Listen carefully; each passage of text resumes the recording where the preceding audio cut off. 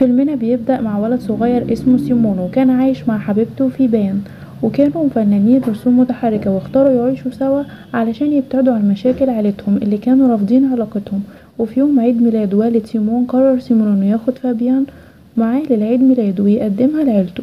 وهنا وصل سيمون للحفلة، وكان غايب عن عيلته 6 شهور. وبالحفلة شاف سيمون امرأة أول مرة يشوفها، لكن معرفهاش، واتضح ان المرأة دي بتكون سكرتيرة أبوه اللي هو كارل. وكارل كان طبيب نفسي، وكان عند كارل صديقات كتيرة جدا، وكانت عنده سمعة انه دايما يحول مريضاته لسكرتيرات عنده، وبعدها بيتعرف عليهم وبيعمل معاهم علاقات رومانسية. وكانت مراته متضايقة من عادة كارل وخيانته ليها، وام سيمون ما كانتش عندها اي وسيلة علشان تعالج الموضوع ده. وبعد كده ام سيمون قالت لابنها عن السكرتيرة الجديدة اللي اسمها سونيا اللي ابوه شغلها عنده، وهي بتكون المرأة الغريبة اللي شافها سيمون في الحفلة وانجذب ليها. وقالت له ان ابوه قرر يروح مع سونيا في رحلة، والشيء ده هيخلي ان انا اتطلق من ابوك.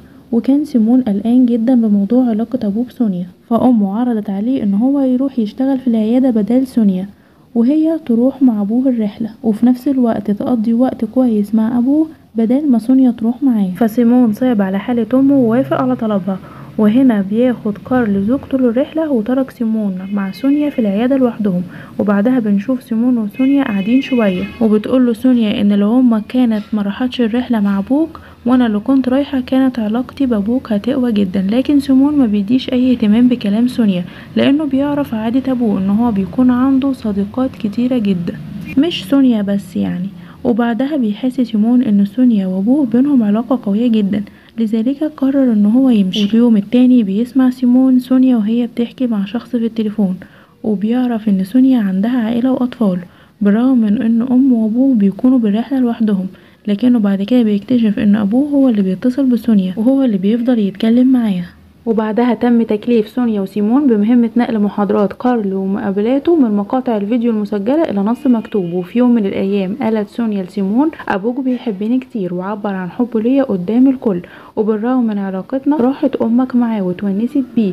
وبدأت سونيا تعيط وتقول لسيمون إنها محتاجة تكون مع كارول بأسرع وقت، وكان لازم تروح معاه ويتجوزوا هناك. وحاول سيمون يهديها، وأثناء الجو العاطفي ده بدأت سونيا تبوس سيمون، لكن سيمون بينصدم وبيتراجع وبيطلع بره، وقاعد يفكر في اللي جاي وما بيكونش عارف هو هيعمل ايه. وفي نفس الوقت بيكون عارف انه مش هيقدر يتقرب من سونيا لان امه طلبت منه انه يطلعها من حياة ابوه. وسيمون لقى نفسه محاصر بسبب عادات عائلته المعقدة.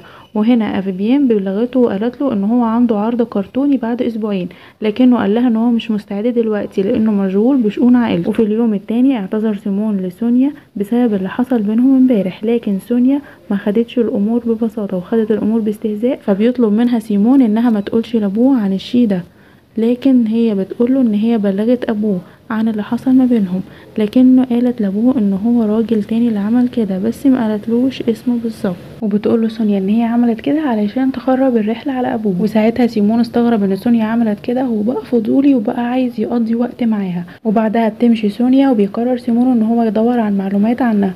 وسيمون بيعرف ان سونيا واحدة من مريضات ابوه، علشان كده قرر انه يدور على ملفها، وعرف ان سونيا كانت مريضة بميول انتحارية، وقدر ابوه انه يعالجها. وقرر سيمون يحتفظ بملفاتها. وفي اليوم التاني عرف سيمون ان ملفات سونيا مفقودة، والملفات دي كانت ملفات سرية، علشان كده بدأ هو وسونيا يدوروا عليها. واخيرا لقت سونيا الملفات دي وراحت الغرفة علشان تخبيها عن الكل، علشان محدش يعرف انها كانت مريضة قبل كده.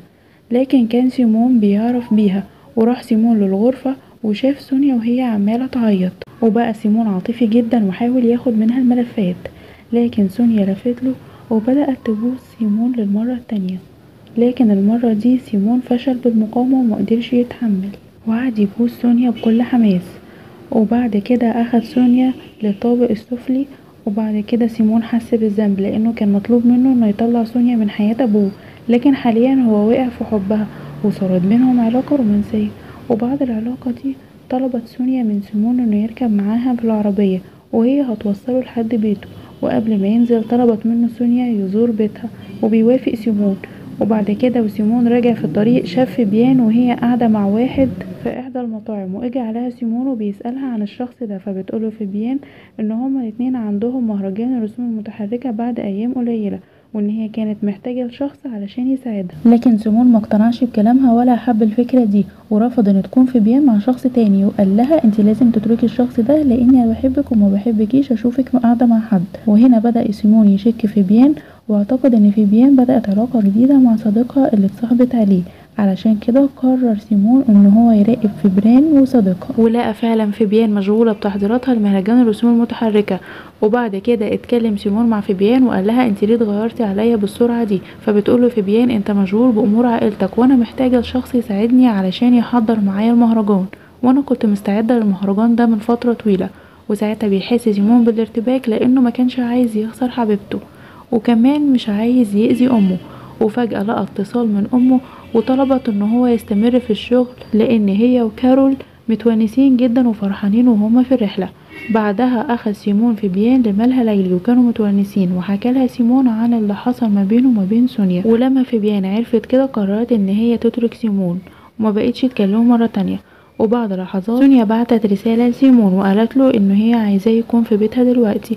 فرح لها سيمون شقتها، وبعد حديث قصير بدأوا ان هما يبوسوا بعض، وصارت ما بينهم علاقة رومانسية مرة تانية، وتناولوا العشاء مع بعض. وفي اليوم التاني عرف سيمون ان سونيا راحت للسوق علشان تشتري فطار، وشاف صورة لسونيا مع ابوه، وعرف ان ابوه اشترى الشقة دي لسونيا مخصوص وكتبها لها باسمها. والمفاجأة هنا انه بيتفاجئ بوصول كارول ابوه لبيت سونيا، وانصدم طبعا ابوه لما شاف سيمون في بيت سونيا. فبيسأله سيمون انت ايه اللي جابك هنا؟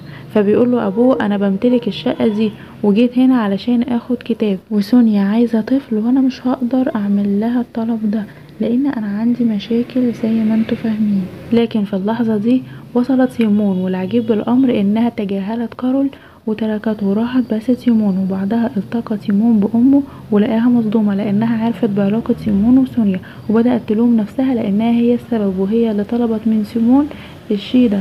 لكن هي ما كانش عندها اي حل تاني، وما كانش عندها شخص تثق فيه الا ابنها، وان البكاء مش هيفيد باي شيء دلوقتي لان الفاس وقعت في الراس. وقررت امه بالاخر انها تقبل بالامر الواقع، وقبلت بعلاقة سيمون وسونيا. وبعد فترة خلفت سونيا طفل وكان كارول عقيم. ولما اجى الطفل وافقوا العيلة على بقاء سونيا، وبكده سونيا اخدت شقة من كارول وطفل من سيمون. وبيشوف سيمون ابنه بيحس بالسعادة، لكن بيبقى مرتبك وبيقعد يفكر يعمل ايه مع فابيان حبيبته. لكن في الاخر بينسى فابيان وبيرتبط بعيلته الجديدة من سونيا، وبيعيش حياته جديدة مستقرة ونسي الماضي واتأقلم مع حياته الجديدة.